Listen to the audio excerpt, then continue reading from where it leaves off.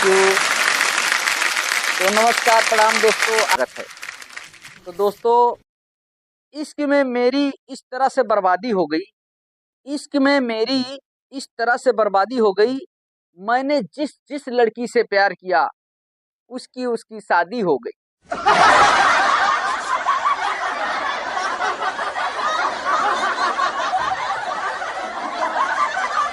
पहले हम दुकानों पे जाते थे तो दुकानों पे लिखा होता था मोटे मोटे हेडिंग में, मोटे मोटे अक्षरों में, कि ग्राहक भगवान होता है। यार देवताओं वाली फीलिंग आती थी। लेकिन आजकल दुकानों पे जाओ तो वहां पर लिखा होता है कि आप कैमरे की निगरानी में हैं। कसम से कह रहा हूं यार, चोरों वाली फीलिंग आ जाती है।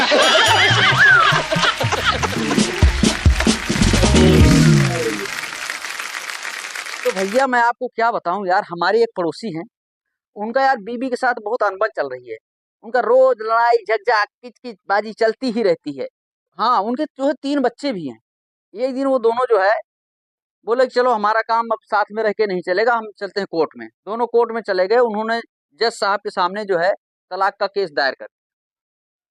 अब जज साहब पूछे, ये बात बताओ, तुम तलाक तो ले रहे हो और ये तुम्हारे 3 बच्चे हैं, किसके साथ रहेंगे? बोला सर हम बंटवारा कर दो। बोला एक मैं ले लेता हूँ, 2 बीबी ले लेगी। बीबी बोली नहीं, एक इनको दो, मतलब 2 इनको दो, एक मैं ले लेती हूँ। तो जज साहब परेशान हो गए। बोला ऐसा है, तुम एक काम करो, तुम 1 साल बाद आना और तुम्हारे जब एक एक बच्चा और हो जाएगा फिर दोनों 2-2 बच्चे बांट लेना।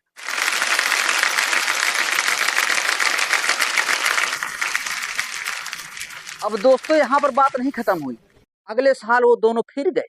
तो जज साहब बोले कि हाँ भाई, क्या प्रोसीजर है बताओ। बोला जज साहब क्या करूं, अब की बार तो जुड़वा बच्चे हो गए, अब कैसे बांटे?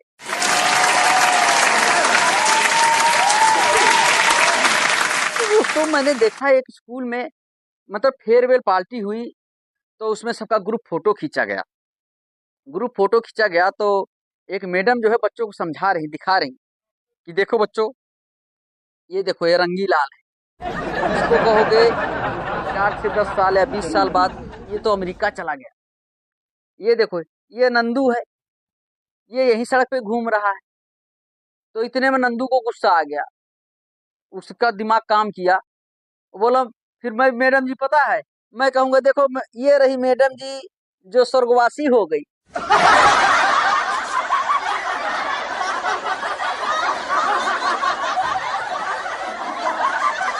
तो एक दिन भैया मेरी तबीयत खराब हो गई और मेरी बीवी कहने लगी कि अब की बार हम तुम्हें इंसान के डॉक्टर के पास नहीं ले चलेंगे। कहा क्यों, इंसान के डॉक्टर के पास क्यों नहीं चलो? बोला नहीं, हम तुम्हें ले चलेंगे जानवर के डॉक्टर के पास। हम कहा ऐसा क्यों? तो वो बोली देखो, तुम रोज मुर्गे की तरह उठ जाते हो और सुबेरे जो है घोड़े की तरह भाग कर ड्यूटी चले जाते हो और सारा दिन जो है लोमड़ियों की तरह इंफॉर्मेशन बटोरते रहते हो, बंदर की तरह सीनियर अफसरों के आगे पीछे घूमते रहते हो,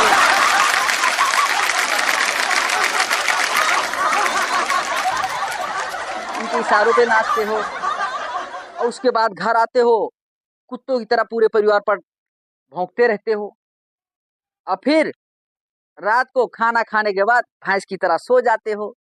तो तुम्हारा इंसानी डॉक्टर क्या ही कर पाएगा?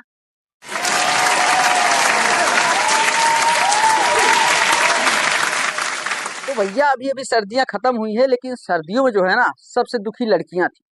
अब आप कहोगे कि लड़कियां क्यों ही दुखी थी? तो लड़कियां दुखी इसलिए थी दोस्तों कि स्वेटर अगर उन्होंने पहन लिया तो उनकी ड्रेस कैसे दिखेगी।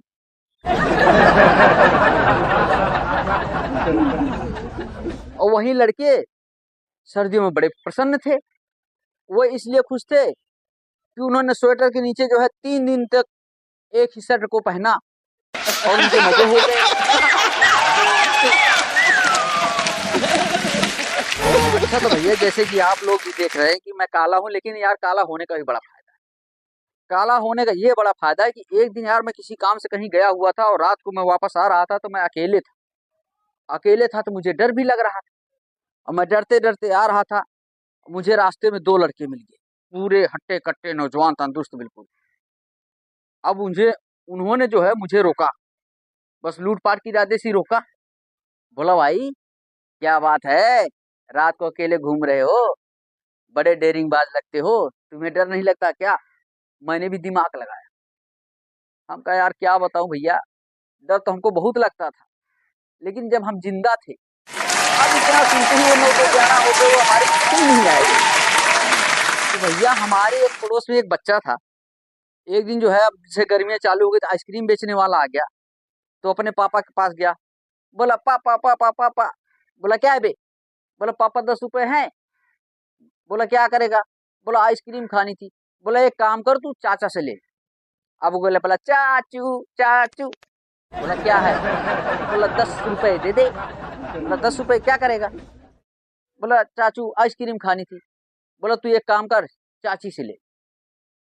अब वो लड़का गया चाची के पास, बोला चाची 10 रुपए हैं। बोला हाँ है, दूं क्या? बोला रहने दो, अपनी कबर में लेके चले जाना, अब तो आइसक्रीम वाला चला ही गया।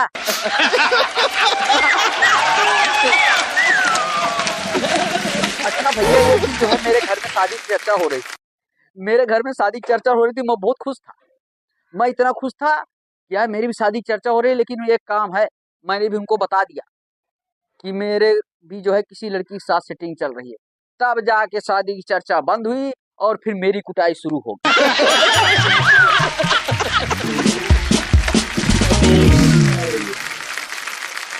तो अच्छा भैया, जैसे कि आजकल महाकुंभ मेला चल रहा है प्रयागराज में, और वहाँ बहुत भीड़ भाड़ है। वहाँ दूर ही ट्रैफिक को रोक दिया जाता है, वहाँ पर सब लोकल सवारी चलती हैं, और जैसे टैक्सी वगैरह तो लोग मिल भी जाती हैं। तो दो टैक्सी वाले आपस में बैठ के बतला रहे हैं, इतने में वहां पर एक विदेशी आ गया। उसने उनसे कहा, इंग्लिश में कुछ कहा। अब उनके दोनों को समझ में नहीं आया, उसकी मुंह की तरफ देखते रहे कि कह क्या रहा है। फिर उसने जो है थोड़ी देर में उसको चाइनीज भाषा में बोल दिया। अब फिर भी उनके समझ में नहीं आया कि ये कह क्या रहा है, उसके मुंह की तरफ देखे जा रहे हैं। फिर उसने जो है जर्मन भाषा में बोला। अब फिर उसके तरफ वो दोनों देख रहे हैं, फिर भी समझ में नहीं आया। फिर उस विदेशी ने जो है लास्ट में रसियन भाषा में कह दिया। अब जब भी उनके समझ में कुछ नहीं आया, उनके पल्ले कुछ पड़ा ही नहीं। अब इतने में थक हार के वो विदेशी जो है वहां से चला गया। अब दूसरा ड्राइवर, एक दो ड्राइवर्स कह रहा है, यार एक बार बताऊं? बोला हाँ बता। बोले यार ये ना, हमें भी जो है दो चार भाषाओं का ज्ञान होना चाहिए, ताकि इससे हमें बहुत फायदा होगा। बोला खाक फायदा होगा, वो आया था विदेशी, उसको चार चार भाषाओं का ज्ञान था, कुछ फायदा हुआ क्या? हमारे पल्ले पड़ा।